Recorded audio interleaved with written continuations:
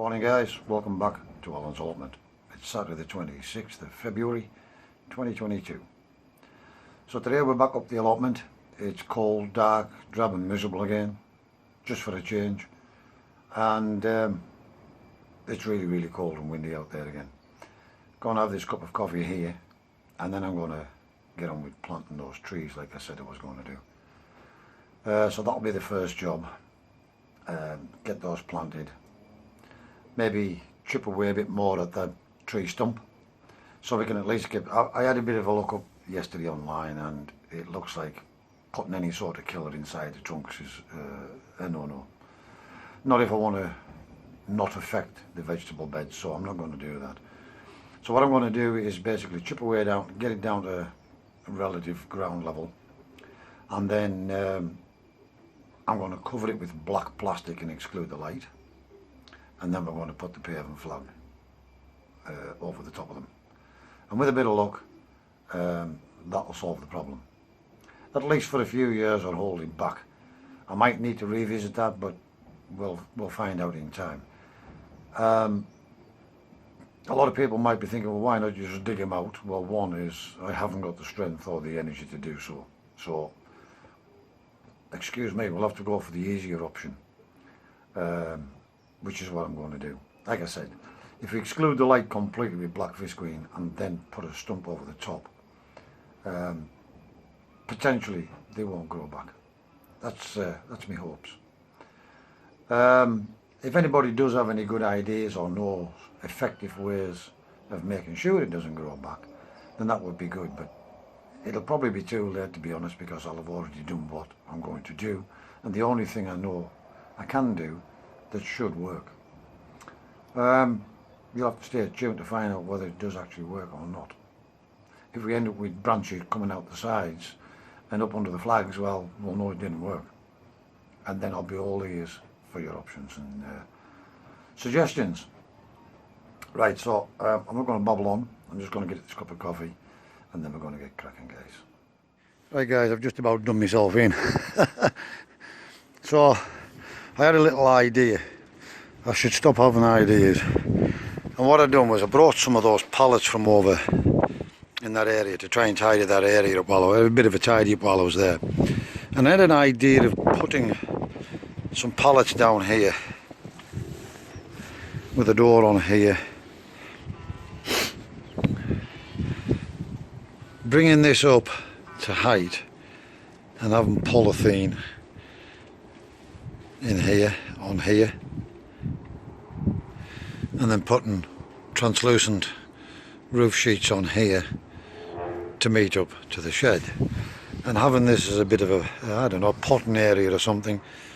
Maybe put a bench in along the top of this, which is a perfect height, and have it as a sowing bench or something like that for seedlings, which would be potentially a little bit warmer. I did toy with bringing it over the fruit trees out of the treehouse and putting them in here, but I don't think they'll get enough light. Now they may not. We could try that, but that's just something. They're just put in there temporarily. I've got a big screw drove into the bottom of each one, just hold them in place, and then I've got the one drove into each of the pallets just to stop the wind blowing them over. But I nearly killed myself getting those over there. As well as that, we've now got our 6 containers with my own compost in the bottom. It's not 100% rotted down, but it's not bad. But more importantly, there's a lot of chicken manure in here, which is pretty much 12-month decomposed along with the wood chip. Now I do know the wood chip might take some nutrients out, but with the amount of chicken manure in there as well, it'll probably balance out. It's just to feed these. And then we've got some compost there as well, and then we're going to get these planted. Now yesterday before I went home, these are the dwarf duo cherry and duo plum, and I only learned at the weekend at the father-in-law's birthday party, the reason my plums hadn't actually produced anything is because they were both the same variety, and they need to be different varieties. Hence the reason why these have came with 2 different varieties on, 2 different varieties of cherry, 2 different varieties of plum. And then of course I have another plum here and a different type of cherry again, I think. Not sure which cherry this one is. Yeah, well, this is a Stella as well, but we've got a sunburst and a Stella, so the sunburst should pollinate both these Stellas as well. And then we have a Victoria plum, but we've got another Victoria plum on one side of the tree and a Caesar on the other. We've plenty of apple trees of different varieties, so that'll be fine. And this last one was, oh, it's a sunburst cherry as well. So we've got two different varieties of cherry, accidentally, but that's what we needed. So we're going to get them potted up. We're just going to leave them over here for now till we decide where the final resting place will be. Everything's still work in progress, guys. I'm going for a cup of coffee because I'm absolutely killed myself and I'm wore out now bringing these over. They weigh an absolute ton. These are the great big thick heavy duty ones, guys. Excuse me. And because they've been in the rain and everything and they weigh a ton, I was having to bring them over one at a time on the sack barrow and go through two fences, just with stopping the chickens getting out on me while I was trying to come through that fence and the other fence. So I'm going for a cup of coffee. I'll catch you in the shed, guys. Oh, that's lovely. Right, guys, a couple of things. First of all, in the bottom of those buckets, what you haven't seen, and people will be wondering, did he or didn't he? Yes, I did drill pretty big holes in the bottom of those buckets and in the sides of the buckets as well for drainage. Then we put the stones in. Now we've got the manure in the bottom, and then we're going to top up with compost. So there's plenty of drainage in those tubs. You've probably seen the dwarf plum trees sitting in a bucket of water. They've been in all night. Ideally with bare rooted trees, that's what you want to do. You want to soak the roots overnight in a bucket of water. Now the other four haven't been soaking in water, but they were already in damp and moist compost when I bought them. And more importantly, they've been outside for 3 or 4 days now, and we've had any amount of rain. And you can see all the condensation in the bag. There's plenty of moisture around those roots, but they were already in damp compost, bought that way. So they can just get planted straight in there, guys. Regarding me learning something at the father-in-law's birthday party, when I was telling him about me, I'm going to cut those 2 trees down because I've never had a fruit off them, he said, well, how many plum trees have you got? I said, well, I've got 2. He says, are they both the same variety? And I said, yeah. Naively thinking they would pollinate each other, and he tells me they won't. If you know any different, then leave a comment in the sections below, but they've flowered, but I've never ever had a plum off either of those 2 trees. Now, I have left one in there, and I want to keep it down to height because it's not in the way now. I did manage to uproot that one myself and relocate it to a place where I can maintain it and manage it. I'd have still cut that one down because it's not a dwarf tree, it's a full-size thing, and it was at least 20 feet high at one point, and we brought it down in an earlier year, and then I decided it was just bushing out in a million spindly little branches last year, didn't fruit again, and I decided that was the end of that. So that came down. The pear tree likewise, I hadn't fruited because I didn't have another pear tree. I did buy what I thought was another pear tree, which is in that wood chipped bed that runs down where I grow my onions as a rule. However, I have a plant identifier on my phone now, which I only got last year. And when it bloomed last year, I took some photos of the leaves and it told me it was an apple tree, and I thought, never, it's a pear tree. However, it did produce last year apples. So I was sold a duff one with that one. I was sold a pear tree that turned out to be an apple tree, and that's the reason why the other pear tree never ever produced. Now I do have a couple of little dwarf pear trees I bought many videos ago, and I bought, I think it was 2 pear, 2 cherry and 2 apple. There was only the apple that actually ever started budding up. I haven't actually checked to see if the pears have started to bud. We've left them in the pots. They've been in the pots all winter. I might have a little look over there shortly and see if they are actually springing into life this year. but they didn't look like they were going to take, guys. So if they do, at least I've got 2 pairs, and I've multiple apple varieties over there. And I have another bush variety of cherry over there as well now, which only grows to about 6 feet. So yeah, we're going to have this cup of coffee and then we're going to get these trees planted. Right guys, we're in the tree house. I did say I wasn't going to show you these, but there's no shame in it, in case you're all wondering. They're not as bad as I was making out, but they were absolutely parched and dying for a drink. But these are me orange trees, lime trees, mandarin, lemons, orange, and I have had fruit off this lemon tree here last year, but we lost it because they got swamped, and they don't like a lot of water, but it's very easy to forget and not water. This is actually making a fine comeback now. This is the orange tree.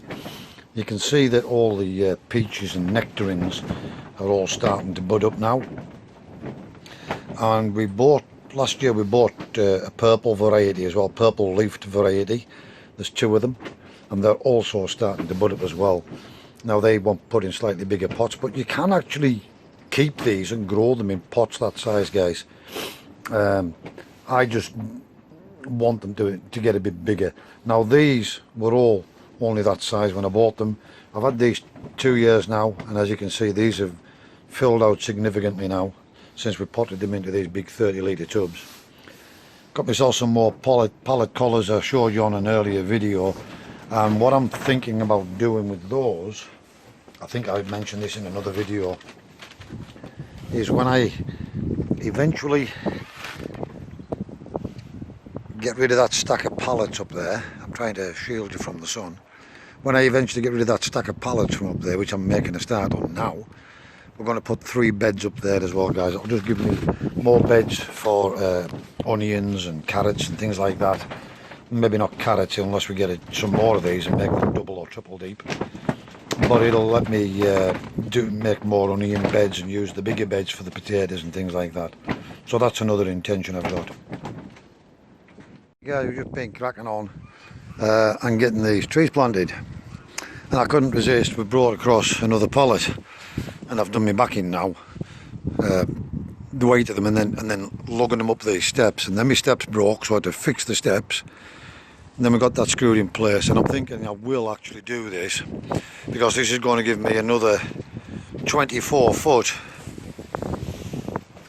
by 4 foot space of dry area to work in for potting the citrus trees, whatever we decide at that time. If I put the citrus trees in here, I'm more likely to look after them because I'll be in out the shed all the time, so they won't get neglected. Even if we've got to put a bench in so we get the plants higher up and get the sunlight and one thing and another. We'll probably put a door on that end as well from them steps, little short piece, put a door in there and a door in here so we can access from both ends. But yeah, we've got the trees planted now. We've got the Golden Delicious.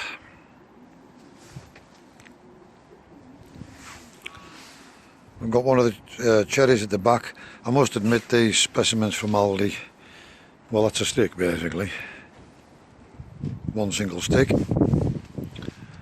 These are the dwarf ones that I bought from Yew Garden. These are good specimens, these. These are the Duo Cherry and Duo Plum. Actually, the Golden Delicious specimen isn't too bad from Aldi. This cherry, again, there's the grafting joint there. But it's basically a stick with 2 or 3 little bits.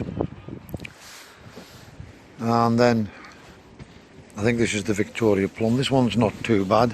You can see the grafting joint on there. Now they do say that the lower you put the trunk in to the graft will help to stunt the tree, so that's what we've done. And that's a Victoria Plum, and that one's actually not a bad specimen, that one. It's been stopped at that height, and then I can bush out and try and have it as a plum bush as opposed to a plum tree. Now they're going to take a couple of years to fruit up, guys, but yeah. For now I've just put them on here because they've only just been planted. They've been watered, but we need to let the compost settle in and we need the roots to start taking. So there's a bit of weight in these pots, and it's just to give them a bit of shelter, putting them in this area. Plus, I won't forget about watering them until they get established whilst they're in this location. The another reason for doing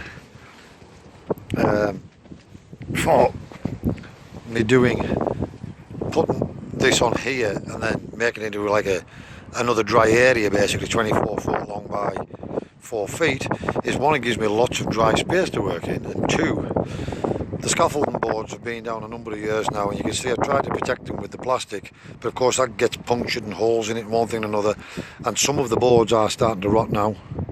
So at least if I seal it off, they're not going to get any worse, and I might just put boards as and when I find some over the top to strengthen this up. But I mean, it's secure enough and I can walk on it, but in some spots it's a little bit on the soft side. I think there's a soft spot there actually. I think the board's gone completely.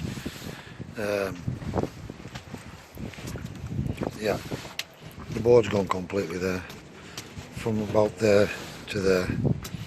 But as I say, another full sheet of plywood or something on there over this will protect it even more. Once we get a roof on here, that will also protect all these boards and stop them getting any worse. So it'll be a double whammy and a double benefit. Oh, doesn't time fly when you're having fun, guys? It really does. I've just made myself another cup of coffee, and it's now 5:15 in the evening. It did brighten up today, which was a bonus, but it's still been bitterly cold and blowing a gale. But I think I've done me back in. So it's been 10 days since I was off work. I'm thinking tomorrow I'm going to have a day of rest. At least one day before I go back to work again. If I do anything at all tomorrow, it'll just be feeding water and the pigeons. By the way, I'm still looking after the birds, of course, even though you haven't seen any footage. And I done what I said I was going to do. Those 6 cocks that was in that great big 10 foot by 8 foot shed, we've taken them out and put them in the other shed with the other 7 cocks now. So I think there's 13 cocks, and I think there's 19 hens left, and that's it. And I never got round to videoing them. I might to photo on them and get them on the website. Now I might do that tomorrow, depending on how I feel, or I might just have a day off and maybe do them next weekend.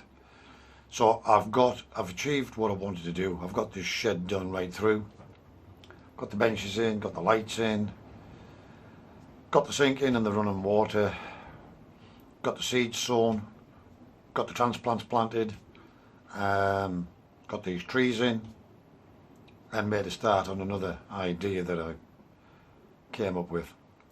I've just had another idea actually. I'm dangerous with this way.